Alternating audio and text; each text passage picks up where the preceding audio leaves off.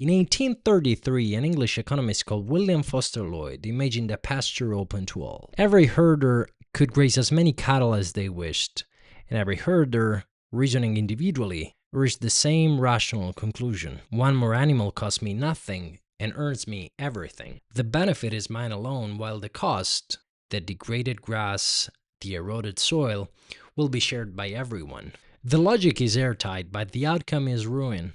Lloyd called it the tragedy of the commons. And I thought about this the other day when thinking about restarting this YouTube channel. The analogy writes itself. YouTube is the commons, attention is the grass. Every creator adding a video captures the benefit entirely in terms of views, subscribers, revenue, reputation, while the cost, an ever more crowded platform, is distributed across all who watches and all who create. The rational move for any individual creator is to publish one more video, which is exactly what everyone does, and which is exactly why the field is full.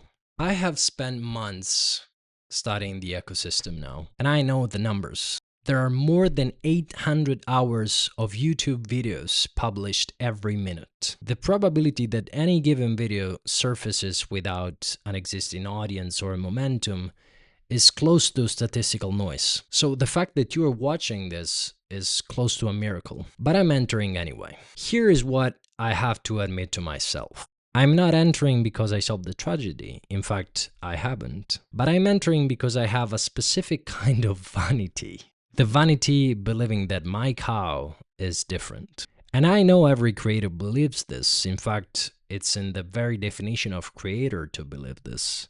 Someone who looks at the overcrowded field and thinks, yes, but mine is different. That belief might be delusional, I know, or it might be accurate. The terrifying thing is that you cannot know in advance, and the market will not tell you kindly. But what I can do, what I think is the only honest position, is to be clear about why I believe it. Not I believe my content is better, which is meaningless, but I think my ideas can help you. To me, you and I are apes running in an environment that was never built for our brain, let alone for our bodies. Our reward circuitry evolved for calories and social belonging to small tribes or villages. Now it fires for likes, follower counts, and the feeling of being seen by strangers. Your threat response evolved for predator and tribal exclusion. Now it activates for email inboxes and comment sections. The environment changed.